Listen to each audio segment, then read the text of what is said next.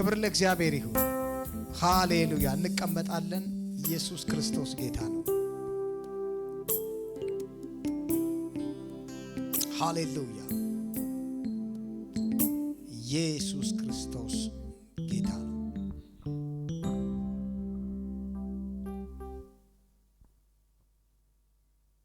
ዛሬ ስለ ጽናት ጌታ ያስተምረናል። አሜን። ኤንዱራንስ ጽናት። እስቲ ጽናት በሉ፣ ድገሙት፣ ጽናት በሉ። ለምንድነው ታስታውሳላችሁ አይደል? እያንዳንዱ አመት የ2024 ለ25 26 እየቀጠለ ሲሄድ ተያያዥነት አለው አይደል? እግዚአብሔር የሚነግረን የጽናት አመት ነበረ አይደል? ከዛ የታላቅ ኃይል አመት ነው። አሁን የጽናት አመት ነበር።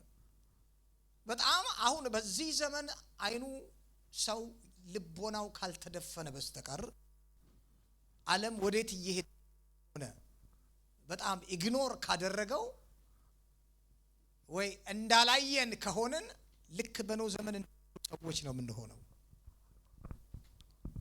አንድ ነገር ልንገራችሁ። ብዙ ጊዜ ጎልደን ጌት ሚኒስትሪ ስንወጣ በአብዛኛው ሰምታችሁ ከሆነ አስተውላችሁ ከሆነ ሁሉ ጊዜ እንደ ቤተ ክርስቲያን ከወጣንበት ጊዜ ጀምሮ እንግዲህ 3 አመት ሊያልፈን ነው። በጣም አስተውላችሁ ከሆነ ስለ መጨረሻው ዘመን እናወራለን አይደለ? እንደውም አንዳንዶች ውጭም ይጠይቁኛሉ የሆነ በጣም እንደ እንትን የለም በቃ እዚህ ጋር እንደቀረበ አይነት ሁሌ የለም ቶፒኩ ሁሉ ቢቀየር በቃ ሁሌ መጨረሻ ይመጣል እኮ ይባል ነበር አይነት ነው። እንደዛ ለዛ አይደለም የምንለው። ከዚህ በፊት ሰዎች ብለዋል። እኛ የምንለው ግን እንደዛ አይደለም። ዓለም ወዴት እየሄደች እንደሆነ እያየን ነው። ካለበት ጊዜ ጀምሮ ነገሮች ምን እያሉ ነው? እየጠበቡ ወደ ፍጻሜያቸው ምን እያሉ እየመጡ ነው ያሉት። እና አሁን ታፍ የሆነ ጊዜ ነው። አሁን አንዳንድ እንደ በእግዚአብሔር ቤት ውስጥ እንደ ማጽናናት ነው እንጂ እንትን ዝም ብሎ ማስፈራራት አይደለም። እውነቱን ነው የምንናገረው። ምክንያቱም መጽሐፉ ነው የሚለው። አሁን የመጨረሻው ዘመን ላይ ስላለን ጠንካራ ነገሮች ይመጣሉ፣ ቻሌንጅ የሚያደርጉ። የመጀመሪያው ተሰሎንቄ ላይ የተነገረው ሐዋርያው ጳውሎስ የተናገረው ነገር አለ። ብዙዎች አማርኛው ላይ አይናገረውም። ብዙዎች ከእምነት ምን ይላሉ? ይስታሉ ነው የሚለው። እነማ? አማኞች። አማኝን ቻሌንጅ የሚያደርግ ምን ይመጣል? ምን ማለት እንደሆነ ልንገራችሁ። ማለት እንዴት ነው አሜን ቻሌንጅ የሚደረገው ሲባል ነገሮች ይዘጋጋሉ፣ ነገሮች ይጠባሉ። ለዛ እኮ ነው መጽሐፉ አስቀድሞ የነገረን ነገር አለ። ሰምታችኋል? እስከ መጨረሻ የሚጠና ምን ለማለት ፈልጎ ነው? እስከ መጨረሻ መዳናችን አዎ ጥሩ ነው፣ ግን የነገረን ነገር አለ። ከጅማሬ ይልቅ ይላል ሁሌ እግዚአብሔር ፍጻሜ ያማረ ነው የሚለን ዋናው ምኑ ላይ ነው? ታስታውሳላችሁ ጌታ ኢየሱስ ክርስቶስ አንድ ሰው ቤትን ሰርቶ መሃል ላይ ትቶት ቢሄድ ሰዎች አይሳለቁበትም? ምን ጀመረው ግን መደምደም አቃተው ይላሉ። ለካ ነገሩ መጀመሩ ላይ አይደለም። ምኑ ላይ ነው? መጨረሱ ላይ ነው። ሯጮች መጀመራቸው ላይ አይደለም። ኳስ ተጫዋች መጀመሩ ላይ አይደለም። ምኑ ላይ ነው? መጨረሱ። እንዴት ጨርሰሃል ነው። ጳውሎስ ይሄ ስለገባው እኮ ነው ሩጫዬን ምን ብያለሁ? ጨርሻለሁ። እንዴት አወቀ? ያቃለ ሄደበትን መንገድ ሩጫዬን ምን ብያለሁ? ጨርሻለሁ። አሁን የድል አክሊል ወይም የክብር አክሊል ይጠብቀኛል። ምንድነው የሮጥከው ጳውሎስ? እንዴ የሮጥኩት ሩጫ አለ፣ የተሰመረልኝ መንገድ አለ፣ እምነቴን ጠብቄያለሁ አለ፣ ተጋድያለሁ አለ። አሁን ወደ አምላኬ ስለሚሄድ ሩጬ እንደጨረስኩ አውቃለሁ። ፈጸመው ማለትና ለጢሞቴዎስ ተሰለተ ሄደው ነው። አንተም ምን ጨርስ ሩጫ አለው። ስለዚህ ለቆሮንቶስ መልእክት ላይ መጥቶ ሁለተኛ ቆሮንቶስ ላይ ጳውሎስ ምን አላቸው? በሩጫ ውድድር ሜዳ የሚሮጥ ሰው ይላል የውድድሩን መስመር ጠብቆ የማይሮጥ ከሆነ የድሉን አክሊል ሊቀበል አይችልም። ሯጭ ስለሆነ ሜዳው ዘሎ ገብቶ ሮጣለሁ ቢል ጎተታ ያስወጡታል። ማሊያ ለበስ ይሉታል። ተመዝግበሃለሁ ይባላል አይደል? ከየት ነው የመጣህ ይባላል። መሳተፍ አይችልም። ግን የውድድሩ መስመር ጠብቆ መሮጥ አለበት። እኛ ደግሞ ጌታ ኢየሱስ ክርስቶስን እንደ ግል አዳኝ አድርገን የተቀበልን ሰዎች የውድድሩን መስመር ጠብቀን ምን እያለን ነው? እየሮጠን ነው። ደግሞ ጌታም እንድንሮጥ ምን ይለናል? ያሳስበናል። አሜን። አለበለዛ ግን ከጅማሬው ይልቅ ፍጻሜያችን ያማረ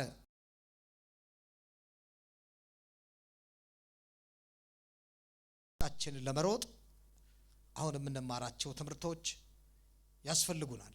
ክብር ለእግዚአብሔር ይሁን። ስለዚህ ዓለም ከምን ጊዜውም በላይ አሁን ቀደም ጸሎት ላይ አስተውላችሁ ከሆነ ኢንዶኔዥያ ብዙ ህዝብ ነው ያለው።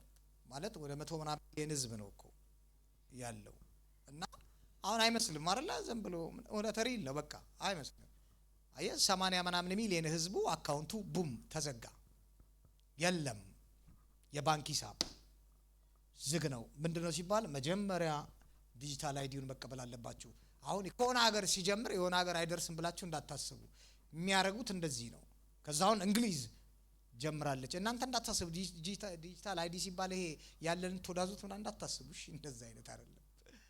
እንደዛ አይደለም። እንግሊዝማ ድሮም አላት እኮ እሱ አላት። እና እየፈጠጠ ያየ ነው ማለት ምን ማለት ነው? አችሉም በቃ ወጥቶ ጠቅላይ ሚኒስትሩ መግዛትም መስራትም አይቻልም እንግሊዝ ውስጥ አለ። በቃ አይቻልም አለ፣ ወሰነ። አሁን ህዝቡ ያው አይሰጡትም። ሰላማዊ ሰልፍ በሚሊዮን የሚቆጠር ሰው ትንቅንቅ ላይ ነው እንግሊዝ ውስጥ ተቃውሞ። አይሆንም፣ ምክንያቱም ጊዜው አሁን አይደለም። ግን ሰዎች አያልፉም። እዛ በተለያየ ነገር አሁን ያልፋሉ። እሺ እነዚህ ይሄን ሁሉ ነገር ስናይ ምን አለ ማለት ነው? የት ነው ምንድነው የምንጠብቀው ሲባል በቃ ነገሮች ምን እያሉ ነው? ወደ ፍጻሜ እያየናቸው እየተሰሩ ነው። በቃ እያየናቸው ያለቁ ነው ያሉት። ስለዚህ ከኛ የሚጠበቀው አንድ ነገር አስቡ። እሺ በደንብ ስለ ንጥቀት ስናስብ ጌታ ኢየሱስ ክርስቶስ ይመጣል ሳይታሰብ እንነጠቃለን፣ መለከት ይነፋል ምናምን ብለን ስናስብ አንድ ነገር ልብ በሉ። እሺ ልናመልጥ ነው አይደል? በሚሊዮን የሚቆጠሩ ሰዎች ሰይጣን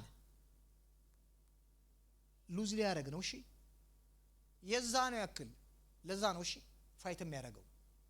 ህዝቡን ሁሉ ይዞ ወደ ሲኦል መግባት ነው የሚፈልገው ያውቃል። እና የሆነ ስንወጣ ማምለጫ ሰዓት እንደሆነ ስለሚያውቅ ያለ የሌለ ኃይሉን ተጠቅሞ ጊዜው አልቋል። ምን ማድረግ ነው የሚፈልገው?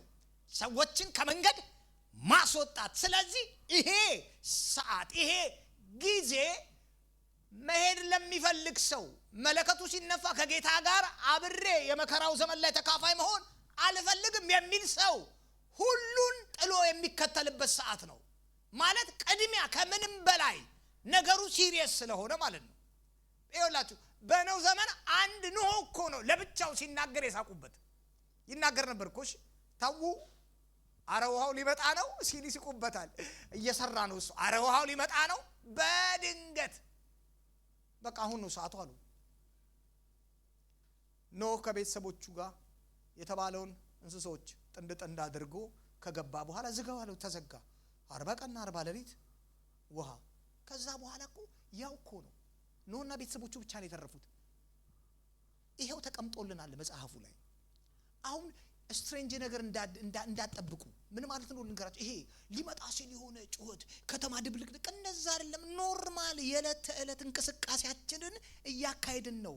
የሚገዛው የሚሸጠው የሚያገባው የሚወልደው ኖርማል ተናግሯል። በቃ ኖርማል የሚመስል እንቅስቃሴያችን እያካሄድን ነው። በድንገት በሚሊዮን የሚቆጠሩ ሰዎች የት ገቡ የሚባል ዜና ምድር ላይ ያሉ ሰዎች ይሰማሉ። እኛ የለንም። ስለዚህ እነዚህ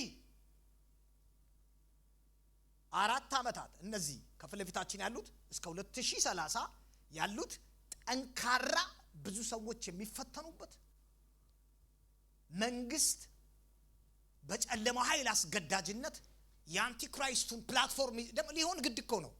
ሊሆን ግድ ነው የሚዘረጋበት በቃ ሊሆን ግድ ነው።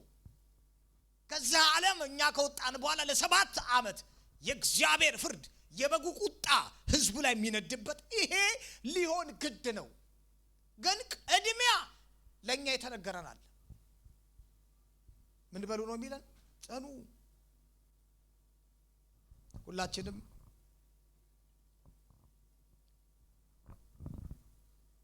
ምሳሌ 24ን እስቲ ያወጡና ከቁጥር 10 ጀምሮ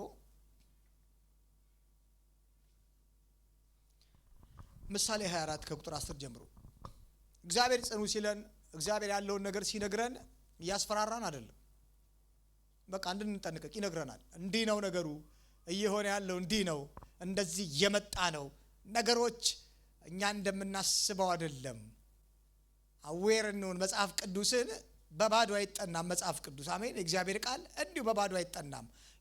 ለዛ ነው ጌታ የዘመኑ ምልክት ሲለን የእግዚአብሔርን ቃል እያነበብን የዓለም ፖለቲካ ወዴት እንደሚሄድ እንቃኛለን። ወዴት እየሄደ ነው እንወጣለን። መንግስት የሚያወጣውን አዋጆች እንሰማለን። ከዛስ ከትንቢት መጽሐፍቱ ጋር እናስተገብረዋለን። ማለት ምንድነው ያወጡት? ምንድነው መንግስት እያደረገ ያለው? የምንመረምረው ዓለም ላይ እየሰራ ያለውን ስፒሪት የምንመረምረው በማን ነው? በእግዚአብሔር ቃል። ይሄን አንብበን ጆሮአችንን ለዓለም ፖለቲካ ከዘጋን ጊዜውን መረዳት አንችልም። አንዳንድ ሰው እንዲላል እኔ ምንም ነገር እኔ በቃ እግዚአብሔር መጽሐፍ ቅዱስን ብቻ ነው ማነበው። እኔ በቃ ይሄ የዓለም ምናምን ኖ በምንድን ነው የሚያውቀው ሰውየው? እና መጽሐፍ ቅዱስን ብቻ ነው ማነበው እና በቃ በምን ታውቃለህ ምጽአቱን? መጽሐፍ ቅዱስ እኮ ዓለምን እንድናይበት የተሰጠነ መነጽር ነው። ፖለቲከኞች ህግ ሲያወጡ፣ ነገስታት ህግ ሲደነግጉ በዚህ እናየዋለን። እሺ ደረሰ እንላለን። በጣም ፎሎ ማድረገው ነው። መንግስታቱ ወዴት እየሄዱ ነው? ያለንበት ሀገር ምን አይነት ህግ እያወጣ ነው? ምንድነው ሐሳባቸው? ምንድነው የሚያደርጉት? መጽሐፉ ላይ እንመጣለን። ለዛ እኮ ነው ሰማዩ በራ፣ ሰማዩ ደመነ ሊዘንብ ነው ትላላችሁ። ቀላ ደግሞውን ዝናብ እንደ ታዳ ያን ያያችሁ እንኳን መተንበይ የምትችሉ ከሆነ ታዳ የዘመኑ ምልክት ምንድነው የምናየው? ዝም ብሎ የመጣ ይመስላችኋል? ህዝቡ አገሪቷ ላይ እርስ በርስ የሚፋጀው ወገን ከወገኑ ሲበላ የነበረ ሲጠጣ የነበረ አንድ ላይ ሲጋባ የነበረ የአንድ ሀገር ህዝብ በብሔር ተከፋፍሎ ሲጋደል ዝም ብሎ ይመስላችኋል? እናንተ ከበስተጀርባ ፖለቲካ እንትን ስለሆነ አይደለም። ያ ከቨር ነው። እኛ በቃ እንትንን ከፍሎ የሚባል ነገር የለም። እሱ አይደለም። ከበስተጀርባ ማን ያለው? አጋንንት አለ። ጨለማ አሰራር ህዝብ በህዝብ ላይ፣ መንግስት በመንግስት፣ ህዝብ በህዝብ፣ አንድ ሀገር ከአንድ ሀገር እኮ አለ። ህዝብ በህዝብ ማለት አንዱ ብሔር አንደኛውን ይውጠዋል። እሺ ተነስቶ አብሮ ሲበላ የነበረ አውሬ ይሆናል፣ ይቀየራል። እሺ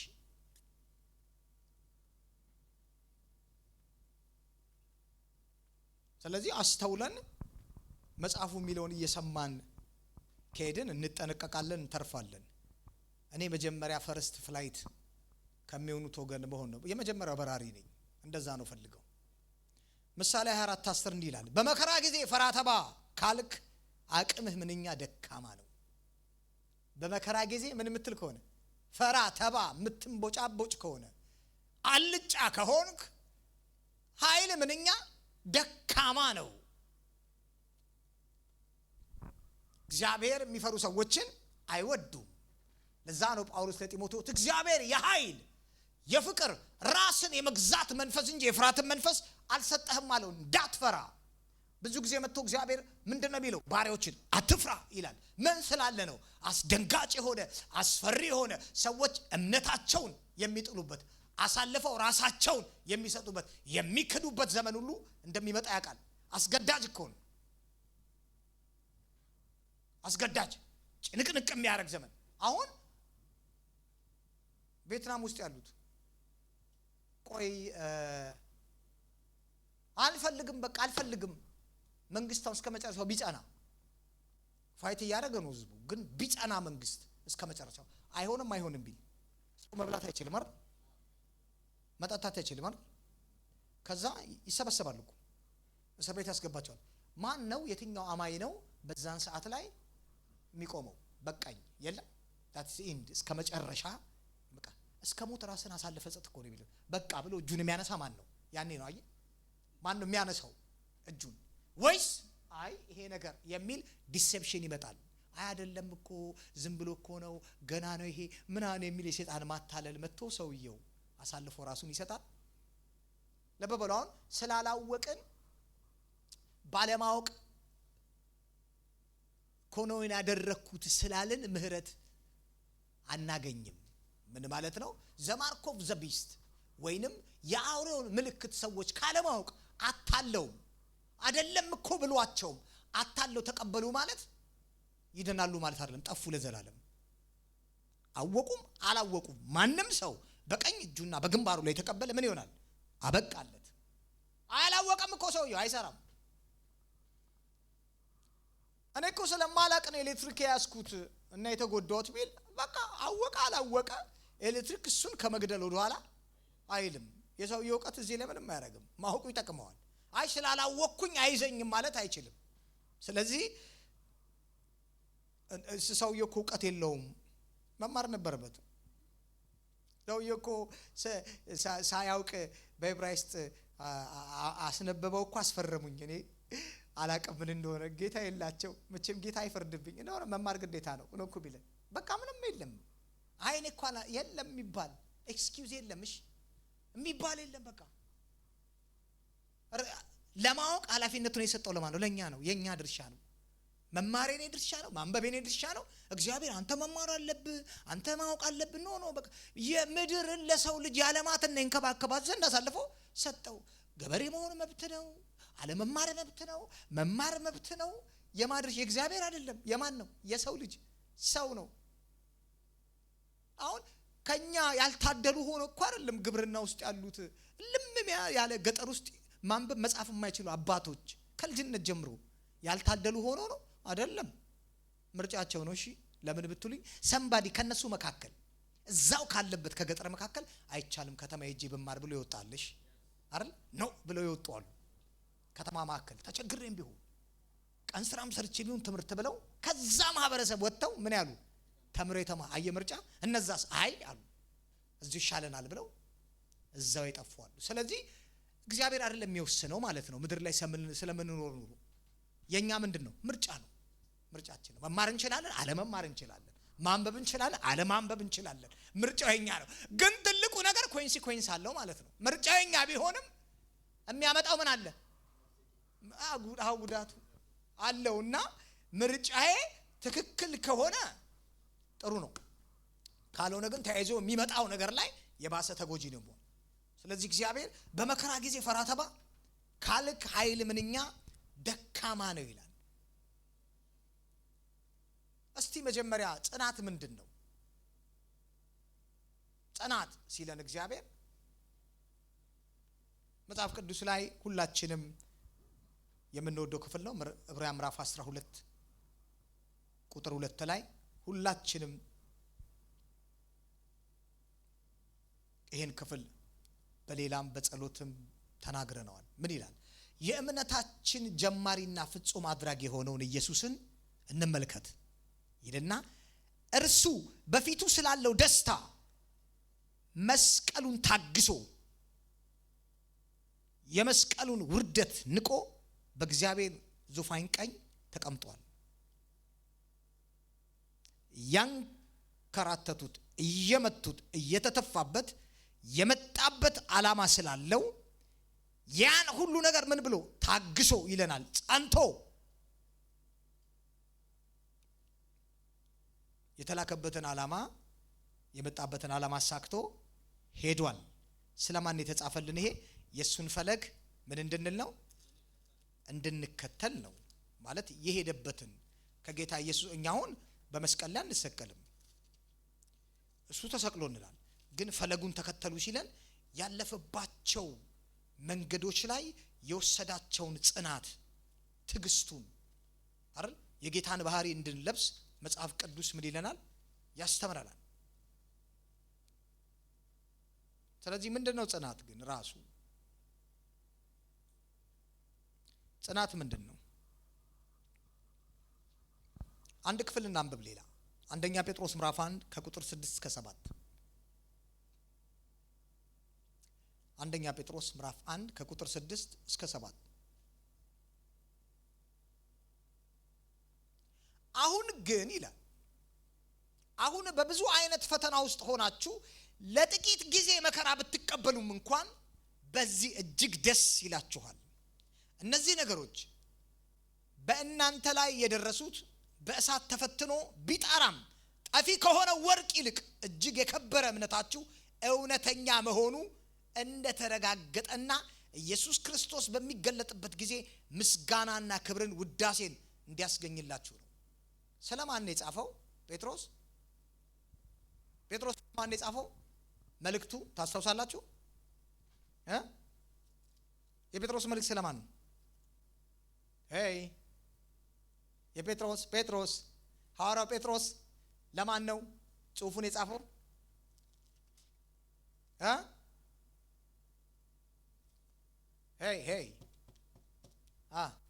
ሐዋርያው ጴጥሮስ ጽሑፉን ለማን ነው የጻፈው? ተደራሲያኑ እነማን ናቸው? አይሁዳውያን። እነዚህ ማለት በስደት በተለያየ ሀገር ለተበተኑት የምታገኙት አንደኛ ጴጥሮስ ምዕራፍ 1 ላይ ነው። አንደኛ ጴጥሮስ ምዕራፍ 1 ቁጥር 1 ላይ እንዲላቸዋል የኢየሱስ ክርስቶስ ሐዋርያ ጴጥሮስ በጴንጦስ፣ በገላትያ፣ በቆዶጶቅያ፣ በኢሲያ፣ በቢታንያ ተበትነው በመጻተኝነት ለሚኖሩ ለእግዚአብሔር ምርጦች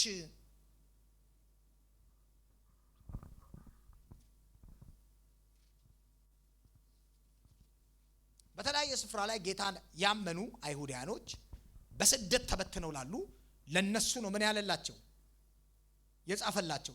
እንግዲህ ምን እያላቸው ነው? በብዙ አይነት ፈተና ውስጥ ነው ምን ያላችሁት ያለፋችሁት። ግን ታውቃላችሁ አለ ይሄ በብዙ አይነት ፈተና ውስጥ ያለፋችሁበት ትልቁ ምክንያት እውነተኛ እምነታችሁ ወርቅ በሳት እንደሚፈተን በእውነት እምነታችሁ እውነተኛ መሆኑ የተረጋገጠበት ነው። ምክንያቱም ፈተናው ምን አላላችሁም? እምነታችሁን አላስጣለም። ፈተናው እስቲ ፈተናው በሉ። ፈተናው እምነታቸው ምን አላለውም? አላስጣለም። ምን ማለት ነው? ልዩ ነው አላቸው። ምን ተፈትነው? ከዛ እንዲህ አላቸው፣ ጌታ ኢየሱስ ክርስቶስ በሚገለጥበት ጊዜ ያመሰግናቸዋል። ለምን? ያለፋችሁበት ሃርድሺፕ ምናችሁን አልጣለውም? እምነታቸውን ዲፋይን እናርገው። ምን ማለት ነው? እነዚህ ሰዎች በምን አልፈው ነው? በምን መንገድ ቢያልፉ ነው? ደግሞስ አለመጣል ማለት ምን ማለት ነው? እምነትን አለመጣል ማለት ማመናችንስ ደግሞ በስራ የምንገልጠው እንዴት ነው? ምክንያቱም እምነት ያለ ስራ ምንድነው? የሞተ ነው የሚለን አይደለ? ስለዚህ እነዚህ ሰዎች እምነታቸው ምን አላሉም? አልጣሉም። ለምሳሌ አንዱን ላንሳላችሁ። ጌታ ኢየሱስ ክርስቶስን እንደ ግል ከተቀበልን በኋላ እግዚአብሔር የመጀመሪያ የጠራን ወደ ምንድነው? እስቲ ወደ ህብረት በሉ። መጽሐፍ ቅዱስ ሲናገር እንዲህ ይላል። አንደኛ ቆሮንቶስ ቁጥር 9 ወደ ልጁ ወደ ኢየሱስ ክርስቶስ ህብረት የጠራችሁ እግዚአብሔር ምን ያለ ነው? የታመነ ነው። ወደ ህብረት ኤክሌሲያ ከአንድ ቦታ ወተን ለእግዚአብሔር የተለየ ህዝብ አድርጎ ሰብስቦ አስቀመጠን። ተለይተናል። ከዛ በእለት ተእለት ተግባራችን የምናደርገው የእግዚአብሔር መንግስት ስርዓትን እንድንተገብር ደግሞ ይሄ ስርዓት ተሰጠን። ምን ማለት ሊሆን ይችላል? አብሮ መጸለይ፣ መዘመር፣ የቤተ ክርስቲያን ስርዓት፣ ኢቫንጀሊካል ወጥቶ እንቅስቃሴ ማድረግ፣ መንግስቱን ማስፋት። እነዚህ የመንግስቱ ሴቶች ናቸው የተሰጡን። እነዚህ ሰዎች በተለያየ መከራ ውስጥ ፈተናው ሲያልፉ በእምነት ጸንተው መቆማቸው የሚታወቀው በምንድን ነው ሲባል እነዚህ ነገሮች ምን አላሉም? እስቲ አልጣሉም በሉ። ይሄው እንዴት ነው ልንገራችሁ። ለምሳሌ አንድ ሰው ጌታን ያምናለው፣ ሰውየው ቸርች የለም፣ ህብረት አያውቅም፣ ከቅዱሳን ጋር ህብረት የለውም፣ አምልኮተ እግዚአብሔር አይፈጽምም፣ የቤተ ክርስቲያን ስርዓት ውስጥ በመንግስቱ ስራ ላይ ፓርቲሲፔት አያደርግም፣ አማኝ ነኝ ይላል። ሉዝ አድርጓል ሰውየው። እሺ አማኝ ነኝ ይላል። ድኗል? ኦፍ ኮርስ ድኗል ሰውየው። እና ሰውየው ምንድነው ያሸሸው? ምንድነው ያጠፋው ሲባል ምን አለው? ሪዝን አለው። ዛስ ዋይ ፈተናዎች ምንድናቸው? እስቲ ልዩ ናቸው በሉ። ይኸውላችሁ አንዳንዱ በማጣት ሊመታ ይችላል። እሺ በማጣት ፈተና ውስጥ ሊያልፍ ይችላል። እግዚአብሔር አምጥቶበትም አይደለም። ጠላት በተለያየ መንገድ ፋይናንሻል ዓለሙን ሊመታው ይችላል። እሺ ግራ ሊያጋባው ይችላል። ዛት የመጀመሪያ ታርጌት ያደረገውና ምኑን ነው የሚያስጥለው? ዝማሬውን ያስጥለዋል፣ ህብረቱን ያስጥለዋል። ኤቭሪቲንግ ሰውየው በሳት ተፈትኖ እየተፈተነ ነው። አስጥሎኝ ከጨዋታ ውጪ ካደረገኝ ተሸነፍኩኝ እኮ ተፈተው። በጽናት መቆሜ ነው። እነዚህ ሰዎች የገቡበትን መንግስት ስርዓት ሳይለቁ ምን ብለዋል? ጸንተዋል። ለምሳሌ መጽሐፍ ቅዱስ ውስጥ ሁሉ ጊዜ የምንሰብካቸው የምንወዳቸው እግዚአብሔር ሰዎች አሉ አይደል? እነ ዳንኤል። ምንድነው የዳንኤል ጽናት? በምንድነው የጸናው ዳንኤል? ሲድራቅ ሚሳቅ አብደናጎ ምንድነው ጽናቱ? አንዴ አሉ አብረው እኮ ነው፣ በባቢሎን ምርኮኛ ነው። ምንድነው ታዲያ እምቢ ያለው? ለምንድነው? ምክንያቱም የሱ ዓለም የአይሁድ ስርዓት መንግስት ነው፣ የእግዚአብሔር ህዝብ ነው፣ የተመረጠ ህዝብ ነው። የማይበላው ምግብ አለ፣ የማይነካካው ነገር አለ። እሺ ሲድራቅ ሚሳቅ አብደናጎ ኖ እኛም በላም ኖ አይ ሌላ ምግብ እንዴ ንጉሱ ፊት ስትቀርቡ ጠውልጋችሁ ብትገኙስ ግድ የለም ለኛ ጠራጠሬ ምናምን አምጣልን። ምክንያቱም ህጉ ምን አይለንም? የተበላሸውን ነገር ከናንተ ጋር እናንተ ያረዳችሁት እንድንበላ አይፈቅድልንም። ስለዚህ እዛ ሆነ ኖ አሉ። የጠበቁት ምንድነው? አሁን ቢበሉስ ይችላሉ አይችሉም? ባክ ስደት አይደል? አንደኛው ምን እግዚአብሔር አሳልፎ ሰጥቶን የለ ባክ ዝም ብላ ብለው ቢበሉስ ይረክሳሉ። እሺ ያቁታል። ግን በምን ጠበቁ? ለበበሉ እነዚህን ሰዎች እግዚአብሔር ፒክስ ያደርግልን። ሌሎች የረከሱ የሉም አሉ እኮ፣ የተደባለቁ አሉ፣ የረከሱ አሉ። እነዚህ ሰዎችን ለናሙና እግዚአብሔር ያወጣልን። እሺ አያችሁ እምነታቸው ምን ብሏል? ጠብቀዋል።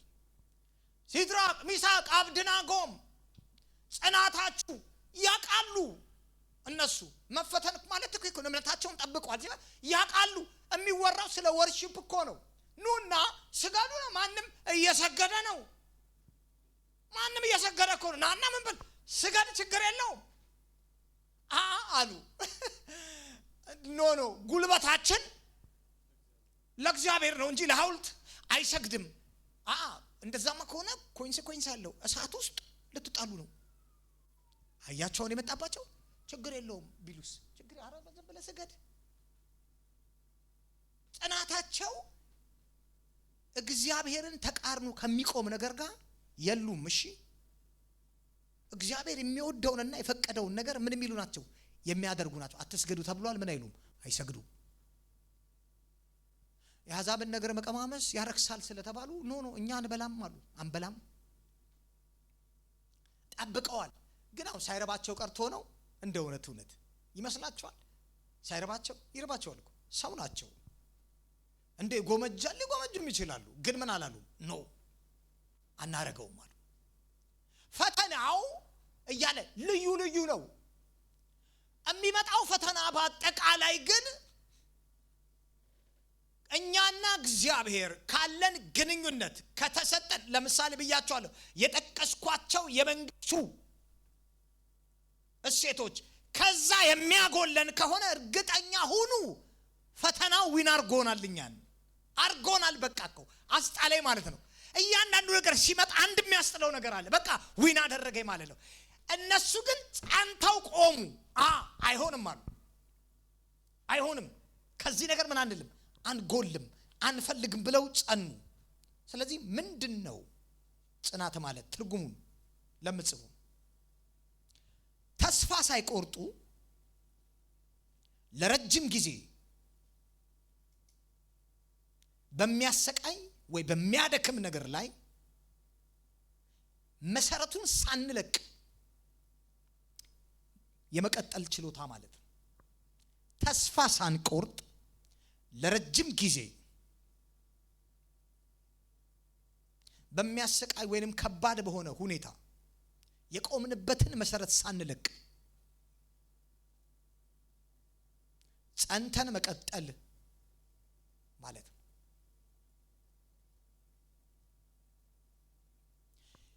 የመጣብን ነገር ምን ይላል? ከባድ ነው። ትዝ ይላችኋል? እስከ ሞት ድረስ ተፈርዶብን ነበር አላር? ከባድ መከራ ውስጥ ነበር የገባ ነው አለ። ግን ምናችን አልጣልም አለ? እምነታችንን። ከባድ ነው። ከዛስ ተስፋ የሚያስቆርጥ ሁሉ ነው። ግን ምንድነው ጽናት ማለት? መሰረትን ሳትለቅ ያመንክበትን የቆምንበትን ያን መሰረት ሳንለቅ እስከ ፍጻሜው ምን ማለት ነው? መጽናት መቀጠል ማለት ነው። ሌላኛው እንዲህ ይለዋል፣ ጽናት ማለት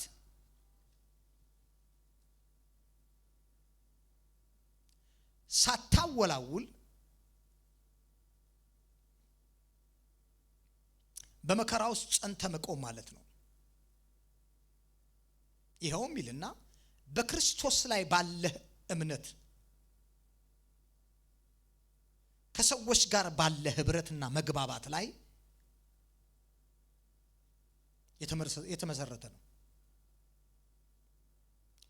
በጣም አስቸጋሪ በሆነ የህይወት ጊዜ ሁሉ ህብረትና አንድነትን ጠብቀህ መጽናት ማለት ነው። በደንብ ልንገራችሁ፣ ከእግዚአብሔር ጋር ምን አለን? ህብረት አለን። ከማን ጋር ህብረት አለን? ዮሐንስ እንዲህ አለ፣ ህብረታችሁ ከአብ እንዲሁም ደግሞ ከኛ ጋር ህብረት ይኖራችሁ ዘንድ ጠራናችሁ። ህብረታችን ከማን ጋር ነው ማለት ነው? ከሰው ጋር። አይታችኋል? ሰዎች ባክቶ እሷ አትጸናም፣ ጓደኛ ትይዛለች አትጸናም። የምን ችግር አለባት ማለት ነው? ከጓደኛ ጋር የመቆየት ጽናት። አንዳንድ ሰዎች እስከ ሞት ምን ይላሉ? እስከ ሞት ምን ይላሉ? ይጸናሉ አይደል? ቆይ ስሙኝ፣ ሀገር የሚከዱ ወታደሮች አሉ አይደል? የሚጸኑ አሉ ማለት የሚጸኑ የለም፣ ህይወታቸውን ለሀገራቸው አሳልፈው የሚሰጡ እስከ መጨረሻ አሉ። ጽናት በምን ውስጥ ይፈተናል?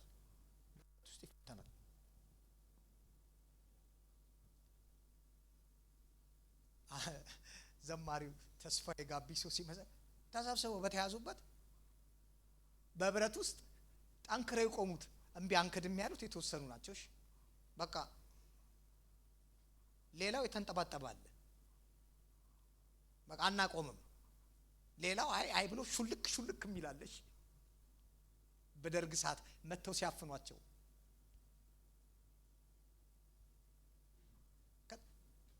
ዕብራውያን ጻፊ ሲናገር መከራ ከደረሰባቸው ሰዎች ጋር እንኳን መከራቸውን እንደነሱ አድርጋችሁ አብራችሁ ተካፈላችሁ ይላል። ምን ማለት ነው? መከራ ከደረሰባቸው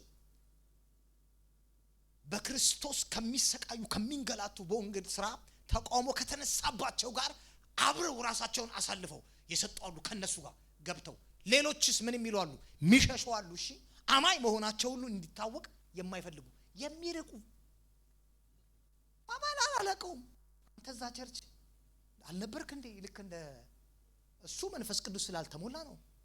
ጴጥሮስ ከጌታ ጋር አራኔ አላቀው ያንቺ ምን ሆኖ አንተ አብረው አይቻለሁ አረ አላቀው እንዲህ ሚሉ አንተ እዛ ቸርች ነበራችሁ አይደል? ጎልደን ጌት ሚኒስትሪ አረ የታከሩ በየትኛው እኔ እንጃ አማኞችና ቢያሳድዱ ዳቴ ምናምን የተባለ እዚህ ቦታ የነበራችሁ አይቻለሁ ምናምን አይ አላቀም አረ እኔ እንጃ ጻፉ ይላል። እስከ መጨረሻ ምን ማድረግ ነው አለ? የመቀጠል ጽናት። መጥቼ ባይን ታቋል አረ እኔ አላቀውም ካልኩኝ እንዴ ሰማይ አታቀውም ነው የሚለኝ። አይ ጽናት ከእግዚአብሔር ጋር ባለን ግንኙነት ከሰዎች ጋር ባለንም ምን ይፈተናል? ጽናት ይፈተናል።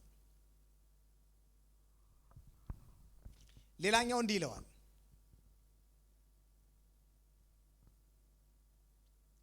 ጽናት የሚለው ቃል የመጣው ይልና ሃይፖሞን ከሚባለው የግሪክ ቃል ነው። ይሄ የመጽሐፍ ቅዱስ አዲስ ኪዳንን በግሪክ ስለተጻፈ ከዛ ላይ ምን ይላሉ? መቆየት ማለት ነው። ከፍተኛ ቆይታ ለዛ ነገር አንድን ነገር እስክናገኝ ያ ነገር ውጤት እስክናይ ድረስ ከፍተኛ ቆይታ መታገስ። ያ ነገር እስኪሆን ጊዜ ሊወስድ ይችላል፣ አመታት ሊወስድ ይችላል። ግን ምን ማለት ነው ይሏል? መቆየት ወይንም መጽናት።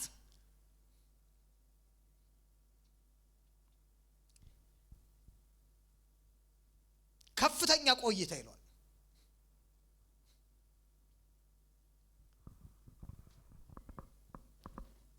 ስለዚህ ምን ጠብቀው የተባረከ ተስፋ ችን የሆነው የእግዚአብሔር ልጅ ኢየሱስ አለ። እሱ ነው ምን ጠብቀው። መጠበቁ ሊያደክም ይችላል፣ ግን እየነገረን ነው። በቃ እስከ መጨረሻው እስከ መጨረሻው አድካሚ በሆነ አንገላት በሆነ ሁኔታ ይሆናል፣ ተጽዕኖ ሊሆን ይችላል፣ ግን እስከ መጨረሻው ድረስ ምን ማድረግ። ስለዚህ ለትምህርታችን መጽሐፍ ቅዱስ ውስጥ ጽናትን የሚያስተምሩ ሁለት ሰዎችን እናያለን። ከሁለት ሰዎች እንማራለን። ምንድነው የምንማረው? መጽሐፍ ቅዱስ ዝም ብሎ አልተጻፈልን፣ ለትምህርታችን ነው የተጻፈው። አሜን። የእግዚአብሔር ሰዎች ለትምህርታችን ከተጻፉ ከእግዚአብሔር ሰዎች ብዙ ነገር ምን እንላለን? እንማራለን።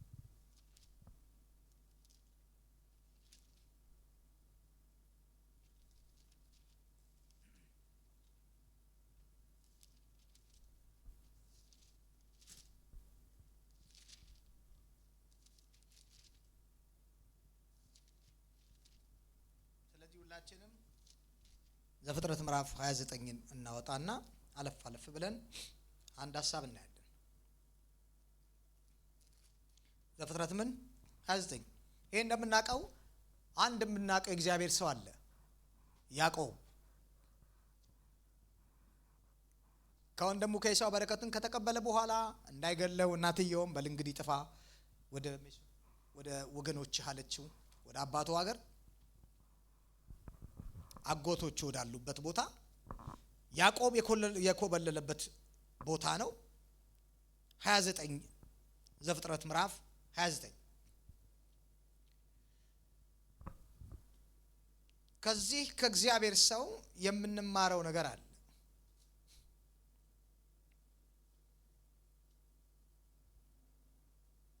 ዘፍጥረት ምዕራፍ 29 ያዕቆብ ጉዞውን ቀጠለ ይላል። የምስራቅም ሰዎች ወደሚኖሩበት ምድር ደረሰ። እዚያም አንድ ሜዳ ላይ 3 የበግ መንጋዎች ተኝተው በነበሩበት አጠገብ የውሃ ጉድጓድ አየ። የበግ መንጋዎቹን የሚጠጡበት ከዚያ ጉድጓድ ሲሆን የጉድጓዱም አፍ ትልቅ የድንጋይ መክደኛ ነበረው። መንጎቹም ሁሉ በጉድጓድ አጠገብ በሚሰበሰቡበት ጊዜ እረኞች ድንጋዩን ያንከባልሉላቸው፣ በጎቹም ውሃ ይጠጣሉ። ከዚያም ድንጋዩን በቦታው መልሰው የጉድጓዱን አፍ ይገጥሙታል። ያዕቆብ እረኞቹን ወንድሞቼ ከየት ነው የመጣችሁት ብሎ ጠይቃቸው። እነርሱም ከካራን ነው አሉት። የላባ ሀገር ነው ካራን። እርሱም የናኮር የልጅ ልጅ ላባን ታውቁታላችሁ አላቸው። እነርሱም አዎን እናውቀዋለን አሉት። ያዕቆብ ለመሆኑ ደህና ነው አላቸው። እነርሱም አዎ ደህና ነው፣ ልጁም ራሔል እነሆ በጎች እየነዳች በመምጣት ላይ ናት አሉት። ከዛ በኋላ ራሔል መጣች። ታሪኩን ለማሳጠር ገለበጠላቸው፣ ከብቱን ውሃ ጠጣላቸው፣ ራሱን አስተዋወቃት። ከዛ ቁጥር 15 ላይ እንዲላል ላባም የአባቱን ልጅ ያዕቆብን ማምጣቱን እንደሰማ ሊቀበለው ፈጥኖ ወጣ። ቁጥር 13 ላይ አቅፎ ከሳመው በኋላ ወደ ቤቱ ይዞት ሄደ። ያዕቆብ ሁኔታውን ሁሉ ለላባ ነገረው። ላባም ያዕቆብን አንተማ ያጥንቴ ፍላጭ የሥጋዬ ቁራጭ ነህ አለው። ያዕቆብ 1 ወር በሙሉ አብሮ ከተቀመጠ በኋላ ላባ ያዕቆብን ዘመዴ በመሆንህ ብቻ በነፃ ልታገለግለኝ አይገባም፣ ደሞዝህ ምንድነው አለው። ላባ 2 ሴቶች ልጆች ነበሩት። የታላቂቷ ስም ሊያ፣ የትንሿ ደግሞ ራሔል ነው። ሊያ አይነ ልብስ ስትሆን ራሔል ግን ቁመናዋ ያማረ መልካም የተዋበች ነበር። ያዕቆብም ራሔልን ስለወደዳት ታናሺቷ ልጅህን ራሔልን የምትድርልኝ ከሆነ 7 ዓመት አገለግልልሃለሁ። ላባም መልሶ ለሌላ ሰው ከምድራት ለአንተ ብድርል ይሻልሃል፣ እዚህ አብረህን ተቀመጥ አለው። ያዕቆብ ራሔልን ለማግባት ሲል 7 ዓመት አገለገለ። አጥብቆ ይወዳት ስለነበረ 7 ዓመት እንደ ጥቂት ቀን ታየው። ስንት ዓመት? ምንድነው የፈለገው? ጽናት። የምትፈልገው ነገር ምን እስክታገኝ ድረስ አንድ ቦታ ላይ መቆም ማለት ነው፣ መቆየት። ስንት ዓመት? 7 ዓመት። ግን በጣም የሚገርመው ቃል ምን ይላል? አጥብቆ ይወዳት ስለነበረ እንደ ጥቂት ቀን 7 ዓመት ነው ለኛ ዋው ስንል መጽሐፉ እንዲህ ይለናል። ለሱ ግን እንደዛ አይደለም ማለት መነሳ አጥብቆ ይወዳት ስለነበር ጥቂት 7 ዓመት እንደ ቀን ሆነለት፣ እንደ ጥቂት ቀን ሆነለት። አሃ ለካ በምንም አይነት መከራ ውስጥ ብናልፍ፣ ምንም አይነት ተግዳሮቶች ቢመጡ የጌታ ፍቅር እውነተኛ የሆነው ጄኒው ላቭ ውስጣችን ካለ ምንም ነው። እሺ ምንም ነው። ምንም በቃ ምንም ነው። 10 ዓመት ቢሆን ምንም ነው። እንደ ቀላል እንደ ምንም እንደ ጥቂት ነው። ምክንያቱም እውነተኛ ምን አለ ውስጣችን? የክርስቶስ ምን አለ? ፍቅር አለ።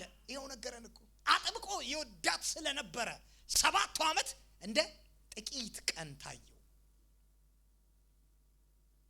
ምንም ነው ውስጣችን ተስፋ። ምክንያቱም ምን እንቀበለዋለን ይገባናል። እሺ ለዛ እኮ ነው ለጳውሎስ ትንቢት አምጥተውለት አረባክ አንተ ወደ ኢየሩሳሌም አትውጣ ወደ ሮም ትሄድ በቃ እኮ አጋቦስ ትንቢት እየነገረው አሳልፈው ነው የሚሰጡ እያሉ እንዴ እናንተ ሰዎች ነፍሴን አታባቧት፣ እኔ በቄሳር ፊት ልቆም ይገባል፣ ህይወቴን እንኳን እሰጣለሁ ቁርባን። በቃ ሰውየው ምን አይነት ምንድነው ጽናቱ? ምንድነው የፈለገው? ሩጫውን ጨርሷልሽ። ጳውሎስ ምንድነው ሲባል እኔ ብሄድ እንዴ በኢየሱስ ሰው እኮ የሚጸልየው ለመቆየት ነው። ራባባባ ረቻባ ራባባ ገና ብዙ ያልጨረስኩት ነገር አለ እኮ። ግን ምን ያልጨረስኩት የመንግስቱ ስራ እሱ ችግር የለው። የብዙ ሰው ጸሎት ግን የመንግስቱ ስራ አይደለም። አረ ወልጄ ልጅ እኔ ድሬ ልጄን ምናምን እንዴ ልጆቼን ድሬ የልጅ አይቼ እንትን አያተብዬ በሚል ጸሎት በኢየሱስ ስም ሰማይ ምን እንደሚልሽ ጳውሎስ እሱ አይደለም አለ። በቤት ይሻለኛል መቆየቴ እዚህ ለኔ ነው አለ አይደል? ለእናንተ ጥቅም ነው አለ። ለምን እነሱን ሊያስተምራቸው ነው የሚቆይ በቆይ አለ። ከጌታ ጋር እንዴ ምን አይነት ከጌታ ጋር መኖር የተሻለ እንደሆነ አውቃለሁ። ብሄድ መርጣለሁ። አሁን ቢለኝ ግን ደግሞ ሳስብ መቆየቴ እናንተ እንድትጠቀሙ ደግሞ እፈልጋለሁ። ስለዚህ ሐዋርያቶች ጽናት በመከራ ውስጥ የታገሱት ቀናቶቹ ለነሱ ምንም አይደሉም። አምላካቸውን ይወዳሉ። ምንም ነው ታግሰው ነው የሚያልፉት። አይታችኋል። እስከ ዛሬ ኤርትራ ውስጥ 20 ምናምን ዓመት በእስር ቤት የሚማቀቁ አሉሽ። በደቂቃ አሁን አልፈልግም ቢሉ ዛሬ የሚፈቱ ዛሬ በቃኝ ቢሉ የሚወጡ አሉሽ። 20 ምናምን ዓመት እስካሁን አሉሽ እስር ቤት። ለምንድን ነው ግን? ለምን የጸኑት? ምንድነው ነገሩ? እነሱ ጋር ጥቂት ቀን ነው። እሺ የእግዚአብሔር ጸጋ አብሯቸው ስላለ እነሱ ጋር ምንድነው በቃ እኮ አውቃ ወዴት ማጋ እንደሚሄዱ ለማን እንደዛ እንደሆነ ያውቃሉ እኮ ከማጋ እንደሆኑ። 20 ምናምን ዓመት አሉ እኮ እስካሁን ዝም ብዬ እኮ አይደለም አሉ እኮ ታስረው ምንም አላደረጉም። እሺ አማይ በቃ ፈርሞ የወጣ ልጅ ነው ያውቃለሁ። እሺ በቃ እኔ ምንም አይደለም ጽፌ ወጣውኛል አልቻልኩትም። ግን በጣም እርግጠኛ ሆኑ ያን ካሌም በኋላ የልጁ ላይፍ ሳይሆን ሜጀረብል ነው። እሺ እንዲህ ነው እና ምንድነው ላለው እነዛስ አሉ። እሺ እስካሁን ኮንፌስ ማድረግ ማለት ነው ታውቃላችሁ አይደል? ምን አለለም ምንም እኮ አይደለም ቢል አላቀውም ብለ ውጣ እኮ ነው አይደል? አንዱ ጅምብር ነበር አይደል? አንድ እግዚአብሔር ሰው ምንም እኮ አይደለም ይሁን ሁሉ አመት ከምትሰቃዩ ብሎ ትንሽ ያው እነሱን እንትን ከማለት የተነሳ ይመስለኛል ብዙ አመት ሰፈር ስላደረጉ ችግር የለውም በቃ እኮ አንመሰክርም በሉ እንቢላችሁን እንቢ ብላችሁ ውጡ ተባለ። ያው ወረዱበት። ምክንያቱም አንዳንድ ቦታ ላይ ሐዋርያት ላይ መተው ነግሯቸዋል። ሐዋርያቶች በቃ እኮ ትፈታላችሁ ግን በዚህ ስም እንዳታስምሽ እሺ አናስተምሩ ፍቱን ብቻ አላሉም። አይ እና ከናንተ ይልቅ እግዚአብሔርን ይገባል በቃ ስለዚህ ብትሉን ወተን ምን እንላለን? እናስተምራለን እንናገራለን ነው ያሉት። ጽናታቸው ማለት ነው። ሊገሏቸው ይችላሉ። አዎ በቃ እኮ አትፈቱም ከዚህ በኋላ ሊባሉ ይችላሉ። አዎ ጽናት። ስለዚህ ያዕቆብ ምን ሆነ? እንደ ጥቂት ቀን ሆነለት። እሱ ብቻ አይደለም የሚገርም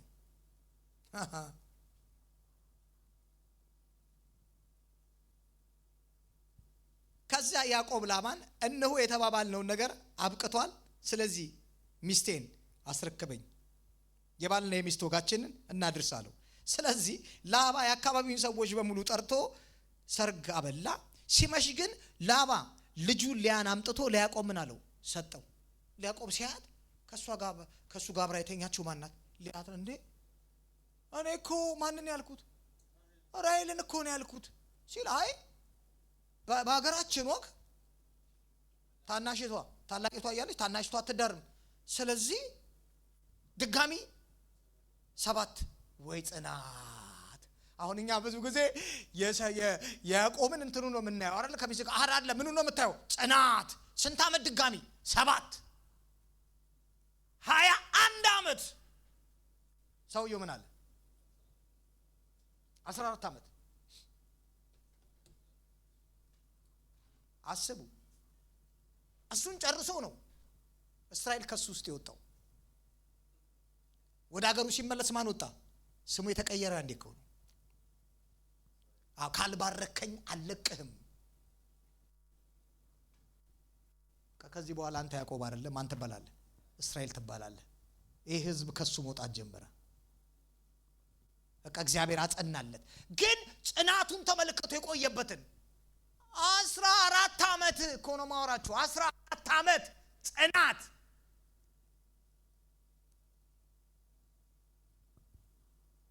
ሌላ ሁላችሁት ሩት መጽሐፍ ላይ እንሂድና አንዲት ሴት እናገኛለን። እዚህ መጽሐፍ ላይ ሩት ምዕራፍ 1 ላይ መሳፍንት በሚገዙበት ዘመን በምድሪቱ ላይ ራብ ሆነ። አንድ ሰው በይሁዳ ከምትገኝ ከቤተልሔም ሚስቱን ሁለት ልጆች ወንድ ልጆቹን ይዞ ለተወሰነ ጊዜ ለመኖር ወደ ሞዓብ አገር ሄደ። የሰውየው ስም አቢሜሌክ፣ የሚስቱም ኑኃሚን፣ የሁለት ወንዶች ልጆች ደግሞ ስም መሐሎንና ኬሌዮን ነበሩ። እነርሱም የይሁዳ ቤተልሔም ኤፍራታውያን ሲሆኑ ወደ ሞዓብ አገር ሄደው በዚያው ኖሩ። የኑኃሚን ባል አቢሜሌክ ሞተ።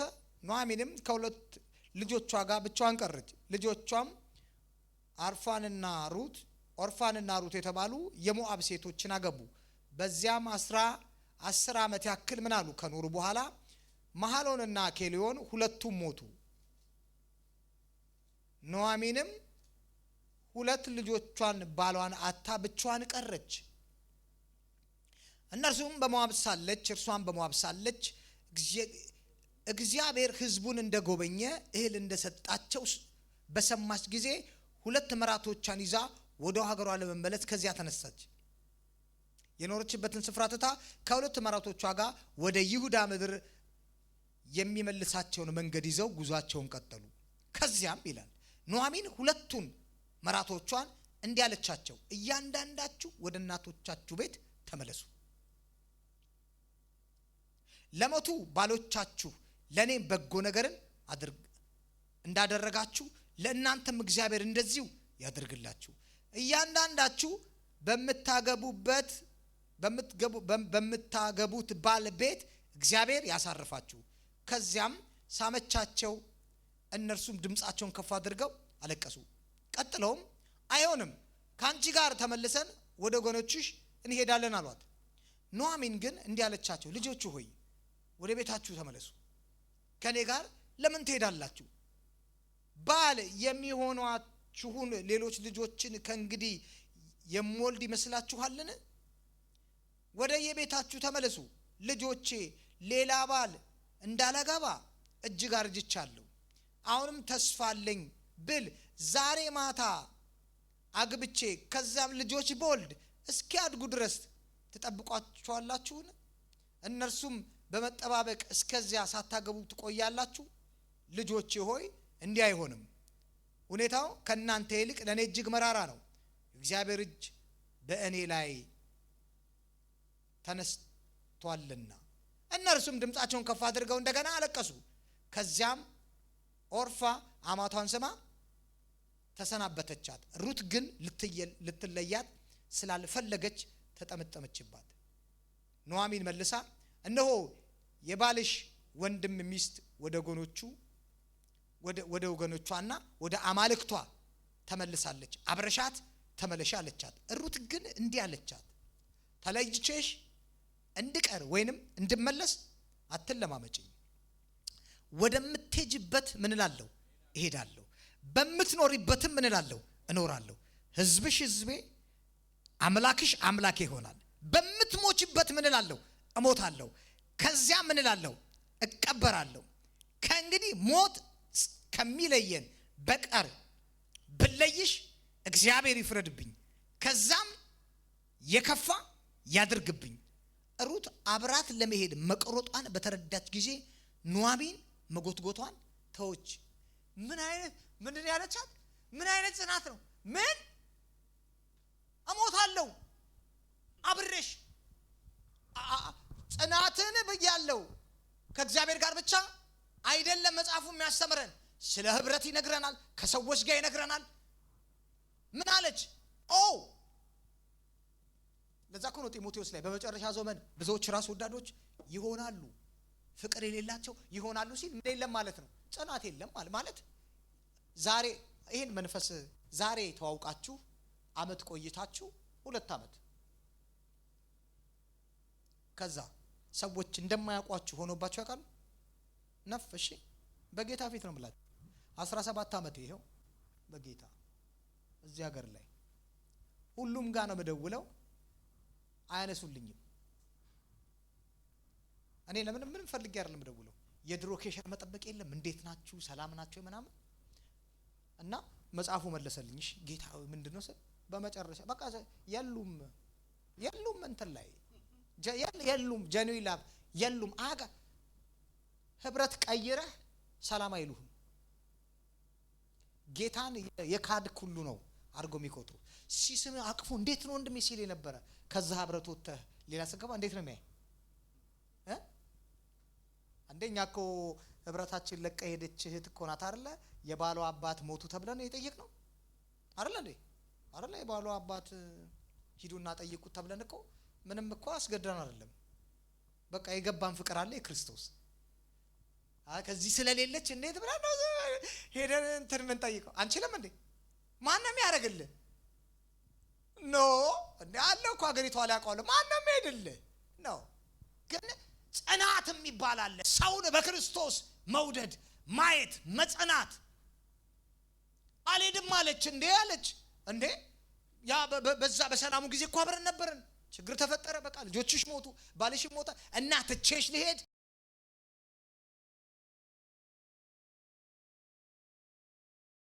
ያቺኛዋ እኮ ሄደች። ሁኔታው አልጣማትም። አይ በቃ እሺ ምንም አይደለም ብላ አቅፋት ስማት ቻው ስትለችኛዋ አምላክሽ አምላኬ ይሆናል አለች፣ ሕዝብሽ ሕዝቤ ይሆናል፣ አብሬሽ እሞታለሁ አለች እኮ። በቃ አልለይሽም እና ገባት። እሺ በቃ ከዚህ በኋላ ጽናቷ ማን እንዲመጣ አደረገ? እስቲ ንጉሥ ዳዊት በሉ። እቺ እኮ ሩት የማን እናት ናት? እሴይ ከማን የተወለደው?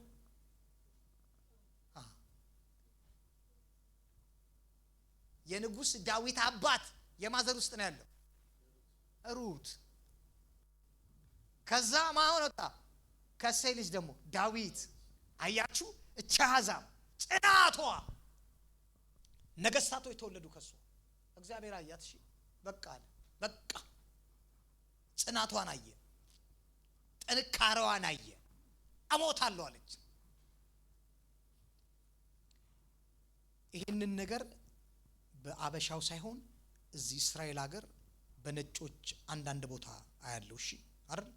ከልጅ በጣም ጓደኞች የማይላቀቁ የለም ከልጅነት ጀምሮ አለ አይደል? እዚህ ሀገር በጣም እሺ ኔቨር እስከ ፍጻሜ እስከ ጦርነት እስከ ምናምን በቃ ረጅም አመት በመከራም በምንም እንትናቸው ጓደኝነታቸው ምንም የማይላቀቁ አሉ። መጽሐፉ ይነግረናል። አብሮነት ላይ አስቡት እስቲ። ምንም እኮ ይችላል ዮናታን ዳዊትን አሳልፎ መስጠት ይችላል። ለአባቱ ግን አየውና ነው አይሆንም አለው። ተዋደዱ። እሺ ጸኑ በፍቅር። አይሆንም አባቴ አንተን ዝም ብሎ አይገልህም፣ እኔ ቃል እገባልሃለሁ። መረጃ ማን ነበር የሚሰጠው?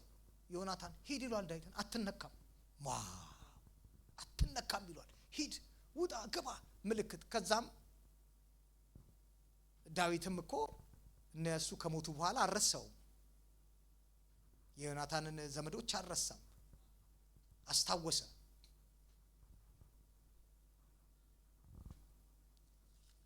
እነዚህ ለእምነታችን የተጻፉ ናቸው።